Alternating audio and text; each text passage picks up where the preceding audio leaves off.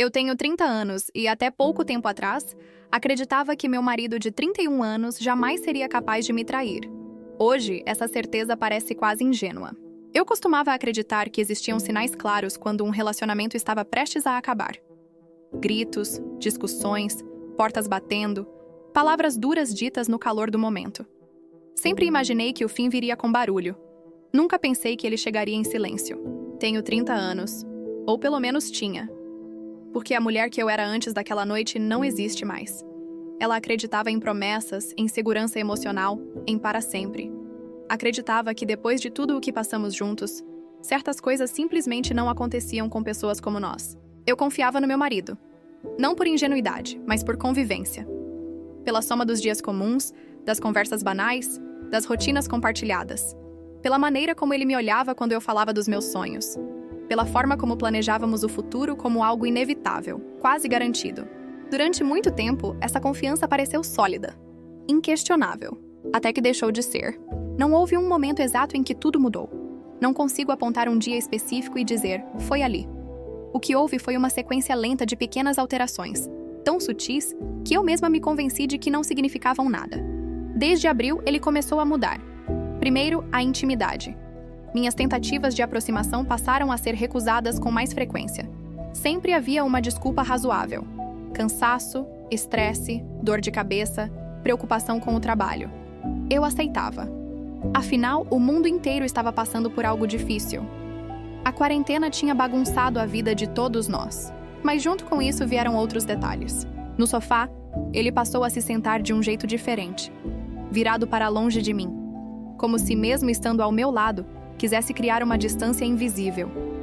O toque casual, aquele carinho automático, quase inconsciente, desapareceu. Beijos rápidos se tornaram raros. Conversas longas foram substituídas por silêncios confortáveis. Ou pelo menos era assim que eu tentava chamar. Eu sentia a falta dele enquanto ele ainda estava ali.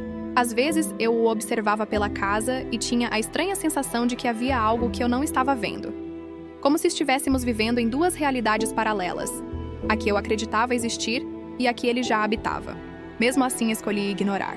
Disse a mim mesma que relacionamentos passam por fases. Que o amor verdadeiro não é sempre intenso. Que maturidade também é saber respeitar o espaço do outro.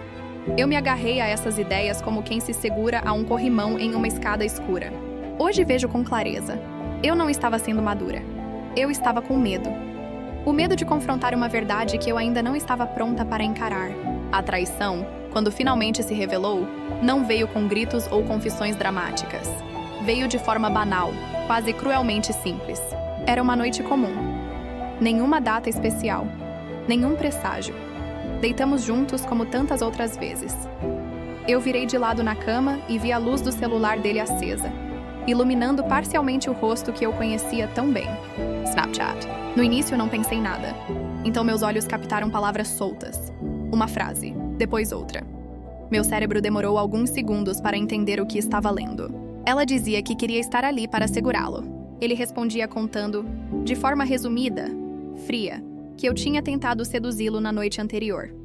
E pior, havia um tom de deboche, como se minha tentativa de intimidade fosse algo patético. Um incômodo a ser relatado, não compartilhado. Senti meu corpo inteiro gelar. Não foi raiva imediata. Foi choque, um vazio súbito no estômago. Uma sensação física de queda, como se o chão tivesse desaparecido sem aviso. Lembro de pensar por um segundo absurdo. Isso não pode estar acontecendo comigo. Mas estava.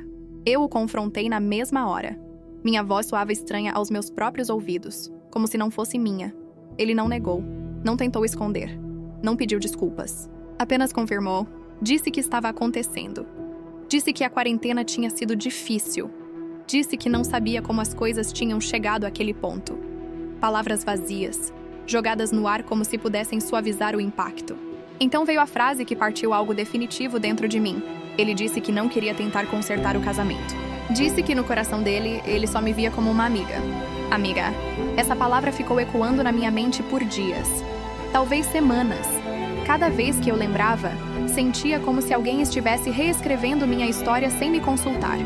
Como se todos os nossos momentos tivessem sido rebaixados, retroativamente, a algo menor, menos importante, menos real. A mulher com quem ele me traiu não era uma estranha. Não era alguém distante, sem rosto. Era uma das nossas boas amigas. Alguém que frequentava nossa casa, que sentou no meu sofá, que riu comigo, que me mandou mensagens dizendo que estava ali se eu precisasse conversar. Essa foi talvez a parte mais dolorosa. A encenação. Enquanto eu chorava no banheiro, tentando entender como tudo tinha desmoronado tão rápido, ela já sabia de tudo. Já tinha participado de tudo. Já tinha cruzado limites que eu nem imaginava que existiam. Quando contei ao marido dela, esperando ao menos ter acesso à verdade completa, descobri que a história era ainda mais longa. Eles já tinham se beijado meses antes, em fevereiro. Fevereiro! Aquela informação reorganizou toda a minha memória. De repente, momentos que eu lembrava com carinho passaram a carregar um peso estranho.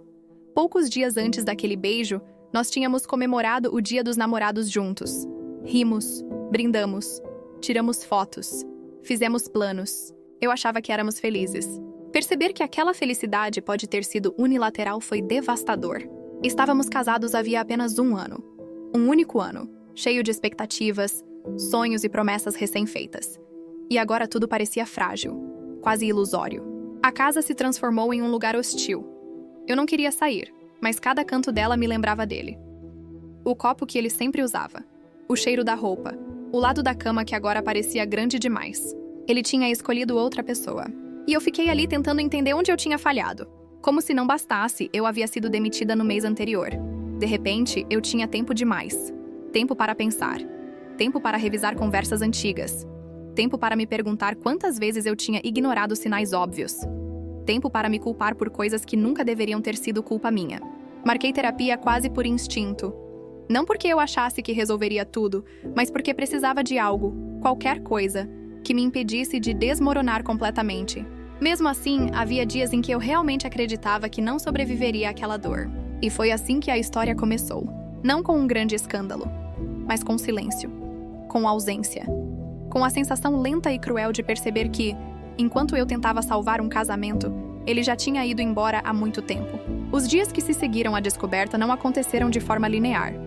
Não houve um dia seguinte claro, organizado, com começo, meio e fim. O tempo se distorceu. As horas se arrastavam e, ao mesmo tempo, desapareciam. Eu acordava cansada, mesmo sem ter feito nada além de pensar. Pensar se tornou a minha prisão. Eu pensava enquanto tomava banho, enquanto comia, enquanto tentava dormir. Pensava em cada conversa que tivemos nos últimos meses, em cada momento em que algo pareceu ligeiramente fora do lugar. Repassava mentalmente cenas banais, tentando encontrar o exato instante em que tudo começou a dar errado. Talvez tenha sido naquela noite em que ele chegou mais tarde do que o normal. Ou naquela vez em que demorou demais no banho. Ou quando sorriu para uma mensagem e virou o celular rapidamente quando percebeu que eu estava olhando. Eu me perguntava como eu não vi. Essa pergunta se tornou um martelo constante. Batia na minha cabeça desde o momento em que acordava até a hora em que finalmente desmaiava de exaustão. Porque não era apenas a traição que doía. Era a sensação de ter sido enganada dentro da própria casa. Dentro da própria cama. Dentro da própria confiança. A casa, aliás, deixou de ser um lugar seguro. Eu não queria sair, mas ficar era insuportável. Cada objeto parecia carregar uma memória. Cada canto tinha uma versão antiga de nós dois. O sofá onde assistíamos séries. A cozinha onde cozinhávamos juntos aos domingos. O quarto onde fizemos promessas que agora soavam quase ofensivas. Havia momentos em que eu simplesmente sentava no chão e chorava, sem saber exatamente por quê. Não era só tristeza. Era humilhação. Era abandono. Era a sensação profunda de ter sido substituída. Não por alguém melhor, mas por alguém que esteve ali o tempo todo, sorrindo para mim. Descobrir que a traição envolvia uma amiga tornou tudo mais confuso. Eu revivia conversas com ela, mensagens que agora ganhavam um significado distorcido. Palavras de apoio que, na época, eu considerei gentis, agora pareciam ensaiadas. Gestos que antes eram neutros agora carregavam um peso sinistro. Quantas vezes ela esteve na minha casa sabendo exatamente o que estava acontecendo? Quantas vezes me olhou nos olhos sem sentir nada? Essa pergunta me tirava o sono. Como se não bastasse, havia o fato de eu ter sido demitida no mês anterior. O trabalho sempre foi uma âncora para mim, uma rotina, uma identidade. Sem ele, eu me sentia ainda mais à deriva. Tinha tempo demais para pensar e energia de menos para reagir. Eu me culpava por coisas absurdas. Talvez eu tivesse engordado um pouco. Talvez eu não tivesse sido interessante o suficiente. Talvez eu tivesse falado demais. Ou de menos. Talvez eu tivesse confiado demais. A culpa se infiltrava em tudo, mesmo quando eu sabia, racionalmente, que a traição foi uma escolha dele. Uma decisão consciente. Ainda assim, meu cérebro insistia em procurar falhas em mim, como se encontrar uma explicação pessoal tornasse tudo mais suportável. Foi nesse estado que comecei a terapia. Lembro-me da primeira sessão com uma clareza desconfortável. Eu mal conseguia falar. As palavras saíam confusas, atropeladas, como se eu estivesse tentando contar a história de alguém que eu mal reconhecia. Em algum momento, a terapeuta me perguntou algo simples. O que você perdeu com tudo isso? Eu fiquei em silêncio por um tempo longo demais, porque a resposta não era apenas meu marido ou meu casamento. O que eu tinha perdido era a sensação de segurança. A ideia de que, se eu fosse fiel, honesta e dedicada, isso me protegeria de certas dores. Eu tinha perdido a crença de que o amor era suficiente. Havia dias em que eu pensava em ligar para ele, não para brigar, não para acusar, mas para implorar, para pedir que ele voltasse, para tentar, mais uma vez, entender o que eu poderia fazer diferente. Eu odiava essa parte de mim. Sabia que ele não queria tentar. Ele deixou isso claro. Ainda assim, meu coração parecia se recusar a aceitar, como se insistir fosse uma forma de manter vivo algo que já estava morto. Tivemos apenas uma conversa depois de tudo. Foi escolha dele. Ele disse que precisava encerrar esse capítulo. A conversa durou menos de 5 minutos. Ele parecia distante, quase mecânico. Não havia emoção, não havia raiva, não havia tristeza visível. Era como se eu estivesse falando com uma versão editada dele, uma versão sem profundidade. Soube depois por outras pessoas que ele chorava, que dizia ter estragado a própria vida, que se sentia culpado. Mas nunca comigo. Nunca ouvi um pedido de desculpas direto. Nunca ouvi arrependimento voltado a mim. Aquilo me machucou mais do que eu esperava. Não porque eu quisesse o perdão dele, mas porque eu queria sentir que minha dor tinha sido vista. Com o tempo, algo começou a mudar. Não de forma dramática, não como um estalo, mas como um desgaste silencioso. Eu me cansei de sofrer sozinha. Cansei de reviver cenas. Cansei de me perguntar, e se? Cansei de tentar entender alguém que claramente não queria ser entendido. Foi então que tomei a primeira decisão real desde que tudo aconteceu. Eu ia sair daquela casa. Não para fugir, mas para sobreviver. A mudança não foi fácil. Cada caixa que eu empacotava parecia carregar uma versão antiga de mim. Mas, estranhamente, também havia um alívio crescente. Como se, a cada objeto guardado, eu estivesse deixando algo para trás. Escolhi uma cidade pequena, caminhável. Um lugar onde eu pudesse andar sem rumo, sem carro, sem pressa. Encontrei um apartamento pequeno, iluminado, com janelas grandes. Nada luxuoso, mas era meu. Pela primeira vez em muito tempo, algo naquele espaço me parecia possível. Aos poucos, comecei a montar uma rotina nova. Diferente. Imperfeita. Mas real. Continuei a terapia. Voltei a cozinhar para mim mesma. A sair para caminhar sem um destino específico. A sentar em café sozinha, apenas observando o movimento. Havia dias bons e dias péssimos. Às vezes, eu acordava me sentindo leve. Em outras, o peso voltava sem aviso. Mas algo era diferente. Eu já não me sentia completamente perdida. Pela primeira vez, comecei a enxergar uma possibilidade estranha, quase assustadora. Talvez o fim daquele casamento não fosse o fim da minha vida.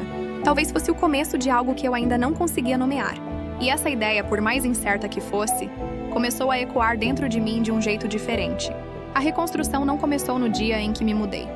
Ela começou antes, num momento pequeno e quase invisível. O dia em que acordei e percebi que, por alguns segundos, eu não tinha pensado nele. Foi estranho, quase assustador. Durante meses, ele havia sido o primeiro pensamento do dia e o último antes de dormir. Mesmo ausente, ocupava espaço demais dentro de mim. E, de repente, houve um silêncio diferente. Um silêncio que não doía, um silêncio que parecia neutro. Naquele dia, entendi algo importante. A dor não desaparece de uma vez. Ela se dissolve aos poucos, como névoa quando o sol começa a subir. A nova cidade me acolheu de um jeito que eu não esperava. Andar pelas ruas sem destino se tornou um ritual. Eu observava pessoas comuns vivendo suas vidas. Casais, idosos, crianças, gente sozinha. E pela primeira vez não sentia inveja. Sentia curiosidade. Como se o mundo tivesse voltado a ser grande outra vez. O apartamento foi se transformando lentamente. Cada móvel escolhido por mim. Cada objeto colocado no lugar que eu queria. Não havia discussões, concessões forçadas ou culpa por gastar um pouco mais em algo que me fazia feliz. Durante o casamento, eu era a principal fonte de renda. Ainda assim, ele me fazia sentir culpada por querer aproveitar a vida. Restaurantes melhores, pequenas viagens, experiências simples, mas significativas. Eu sempre cedia, tentando ser compreensiva, tentando não parecer exigente. Sozinha percebi o quanto eu tinha encolhido. Passei a me permitir viver, a comer bem, a explorar lugares novos, a comprar flores para mim mesma. Coisas pequenas, mas que carregavam um significado enorme. Eu não precisava mais pedir permissão para ser feliz. A terapia continuava. Sessão após sessão, fui desmontando crenças antigas. A ideia de que o divórcio era um fracasso pessoal. A noção de que ser escolhida por alguém definia meu valor. A fantasia de que amor verdadeiro exige sacrifício constante. Aprendi algo libertador.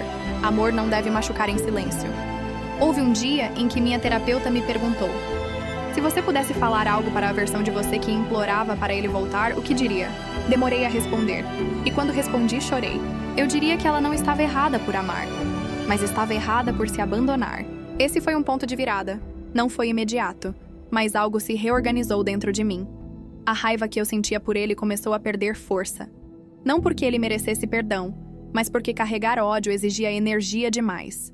Energia que eu precisava para mim. Soube por terceiros que ele continuava com a outra mulher, que parecia infeliz, que dizia ter estragado tudo. Houve um tempo em que essa informação teria me abalado, teria despertado um sentimento estranho de validação. Mas quando ouvi, não senti nada. Nem satisfação, nem tristeza.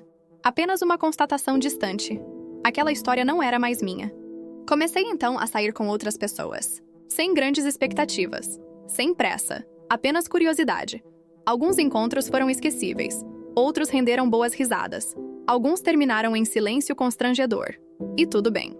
Cada encontro me ensinava algo. Eu não precisava me moldar para caber na vida de ninguém. Até que, inesperadamente, conheci alguém diferente. Nada cinematográfico. Nenhum amor à primeira vista. Apenas uma conversa fácil. Uma presença tranquila. Um interesse genuíno. Ele me ouvia. Me fazia perguntas. Lembrava de detalhes. E, acima de tudo, me fazia sentir desejada. Não apenas fisicamente, mas como pessoa. Estamos indo devagar, com cuidado, com maturidade. Não porque tenhamos medo, mas porque agora sabemos o valor da escolha consciente. Ele não veio para me salvar. E isso é exatamente o que torna tudo saudável. Hoje, quando olho para trás, sinto algo próximo da gratidão. Não pelo que aconteceu. Traição nunca é um presente, mas pelo que ela revelou. Pela mulher que eu fui obrigada a conhecer quando tudo desmoronou. Eu descobri que sou resiliente, que posso recomeçar, que posso construir uma vida inteira a partir do zero e ainda assim sentir alegria genuína. Os feriados que eu tanto temia passaram com surpreendente leveza. Passei tempo com minha família. Ri, dormi bem. Acordei sem aquele peso no peito que eu achava que nunca iria embora.